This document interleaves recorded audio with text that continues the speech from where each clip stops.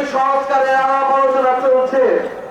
আমরা বলেছি 5ই আগস্টের মধ্যে যে কোনো মূল্যে জুলাই সনদ ঘোষণা করতে হবে, সাথে জুলাই ঘোষণাপত্র ঘোষণা করতে হবে।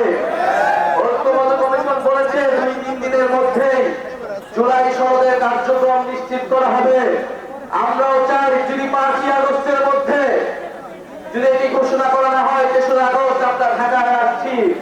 ঢাকায় আমরা কিন্তু জুলাই সনদ ঘোষণাপত্র আদায় না করে ঢাকার শহীদ মিনার আমরা ছাড়ব না। জুলাই সনদে আমরা বলেছি যে কারণে একটি স্বৈরাচারী রাষ্ট্র ব্যবস্থা তৈরি হলো, সেই রাষ্ট্রের সংস্কার করতে হবে, গণতন্ত্র প্রতিষ্ঠা করতে হবে।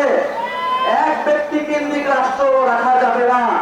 একটা রাষ্ট্রে শুধু প্রধানমন্ত্রীর কাছেই ক্ষমতা, সেই রাষ্ট্র আমরা পরিবর্তন চাই। এজন্য আমরা বলেছি উচ্চকক্ষ লাগবে এবং এই উচ্চকক্ষ অবশ্যই পিআর পদ্ধতিতেই হতে হবে। উচ্চকক্ষ পিআর পদ্ধতির মাধ্যমে আমরা এই জুলাই সনদে স্বাক্ষর করতে পারি। যদি মৌলিক সংস্কার না হয়, যদি রাষ্ট্রের গুণগত পরিবর্তন এই জুলাই সনদের মাধ্যমে না নিশ্চিত করা সম্ভব না হয়, তাহলে এই জুলাই সনদে জাতীয় নাগরিক পার্টি সমর্থন দিবে না।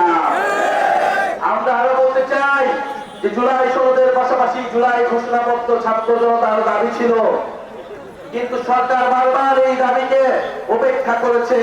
কিন্তু এবার 3রা আগস্ট সেই দাবি উপেক্ষা করার কোন সুযোগ আমরা দেব না।